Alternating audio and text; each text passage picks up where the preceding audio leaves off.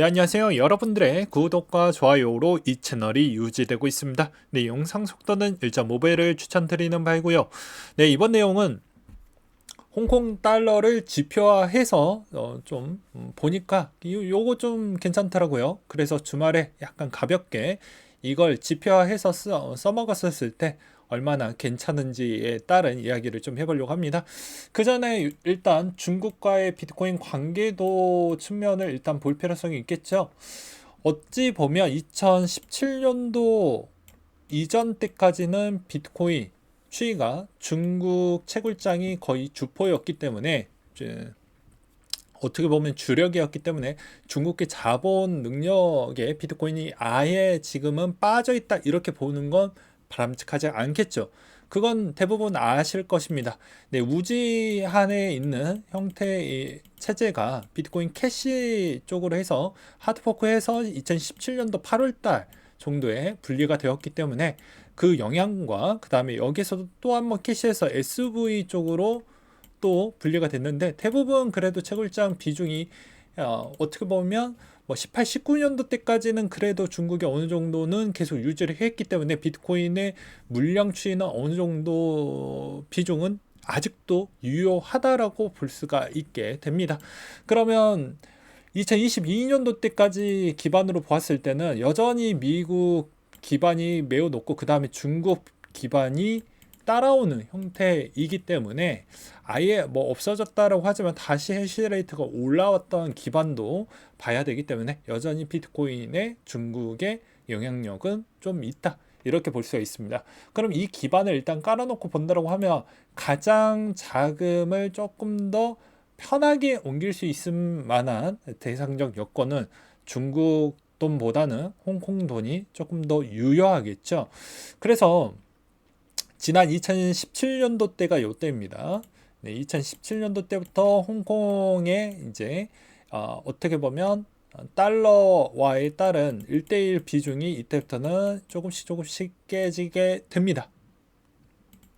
혹시나 잘 모르시는 분들이 계실까봐 홍콩 달러 잠깐 간략하게 이야기를 드린다고 하면 83년도 때부터 미국 달러 페그제 시행으로 화폐 발행 기간에 화폐 발생 시 이 규칙을 따라야 된다라고 이렇게 부연 설명이 있습니다.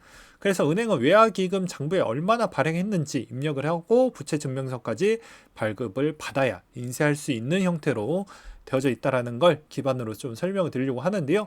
그럼 왜 17년도 때부터 이렇게까지 이루어진 전부터 17년도 때 분위기로 어찌 보면 비트코인도 마찬가지로 2017년도 때 이후부터 엄청나게 급성장을 보여주게 됩니다.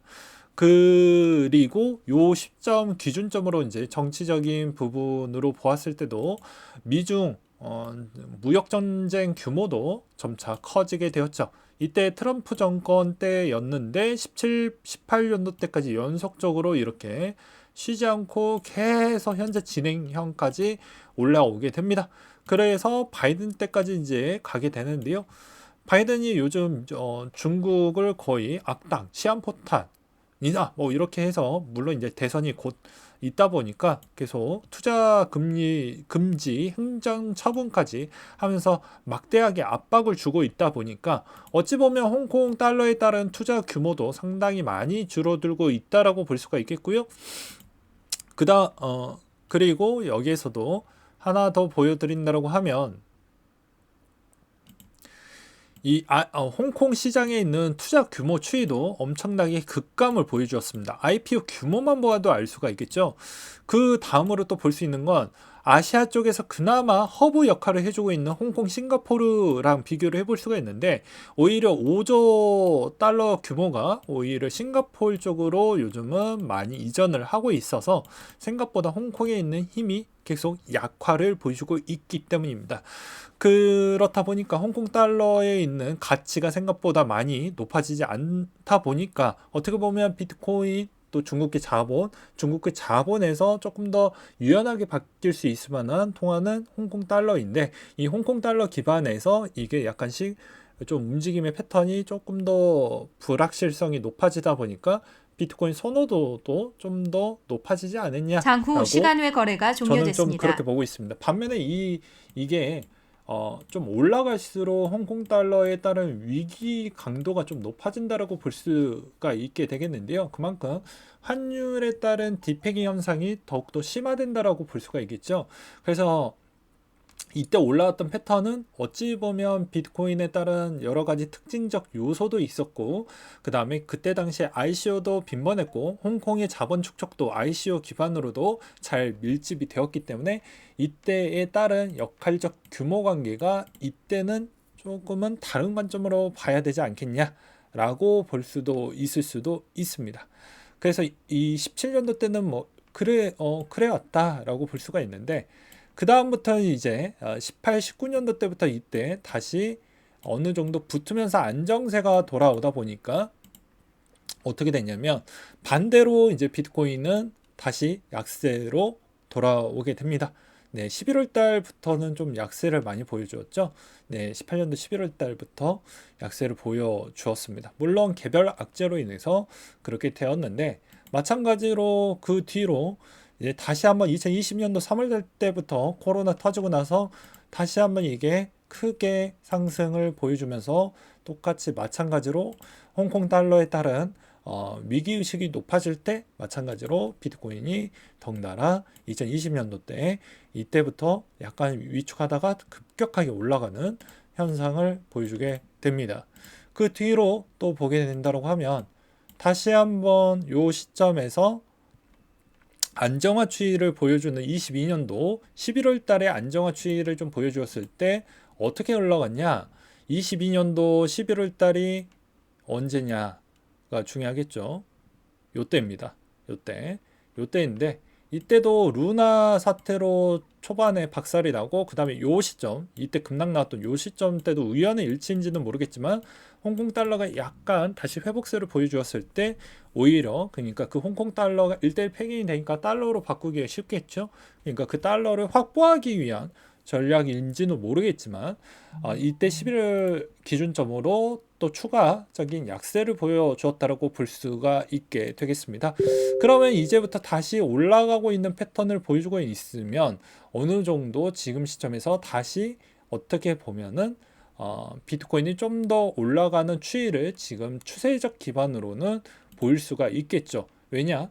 그만큼 홍콩 달러에 따른 변화점 추이에 따라서 약간 다르게 볼 필요성이 있는데, 결과론적으로 본다고 하면 아직은 계속 올라가고 있는 패턴이 유지가 되어 가고 있기 때문에 오히려 비트코인이 조금 더 많이 빠지기에는 어려울 수도 있다.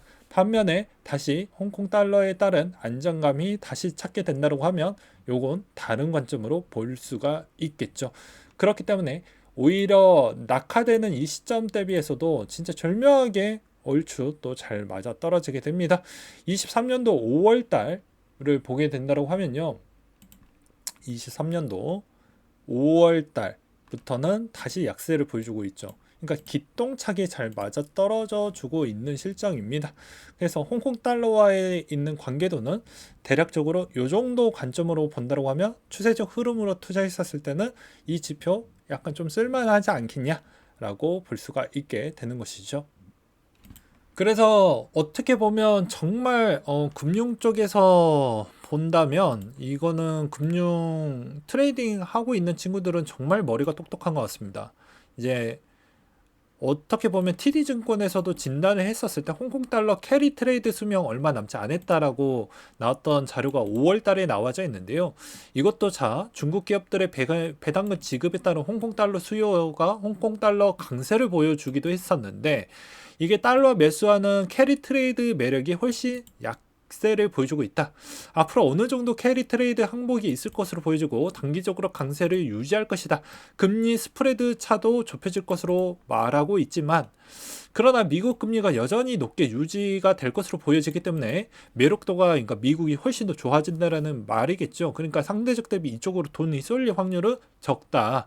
그래서 패그제가 방어하기 위해서 지속적으로 개입하는 양을 본다고 하면 이것도 좀 덜 매력적이니까 단기적으로 요 환 트레이딩 측면으로 이제 비트코인과 양방성을 둘 다 쓰는 애들이 있다라고 존재를 해볼 수가 있습니다. 그 존재적 가치로 본다고 하면 뭐 우리가 흔히 알고 있는 뭐 저스틴 그 녀석과 그 다음에 어떻게 보면 중국과 또 밀접한 관계도에 있는 대부분 스테이블 코인도 몇 개가 좀 있죠. 그런 곳과 또 거래소 쪽 이런 쪽이 일부 있을 것이고 거기에 보이지 않는 또 인베스트먼트 쪽이 분명히 좀 있을 걸로 보여집니다. 그래서 하반기 향해지고 최저금리 찍으면 달러 하방 압력이 수반될 것으로 보여지고 홍콩 달러의 하락 압력은 후퇴할 것으로 보여지고 있는데 이게 5월달 기준치니까 뭐 이렇게 좀 써놨겠죠. 근데 환율 부분에 이제 페그제를 아직까지도 진행을 해주고 있기 때문에 이 자료 뭐 좋죠. 그래서 트레이닝 관점으로 봤을 때도 이 지표 자 한번 봐보세요. 이게 잘 안 되면 패깅이 잘 안 되는 시점에서는 비트코인으로 그냥 가버리고 이체하기 좀 편하게 그리고 붙으면 1달러 교환 비율이 좋아지니까 그냥 그 상태에서는 비트코인이나 크립토 시장이 쪽으로 자금이 어떻게 보면 가지 않고 이렇게도 볼 수도 있습니다. 그래서 이 유형 부분도 뭐 유연하게 잘 보시면 도움이 되지 않을까 싶어서 이번 자료 한번 그냥 가볍게 한번 만들어 보았습니다. 네, 이상으로 마치도록 할게요.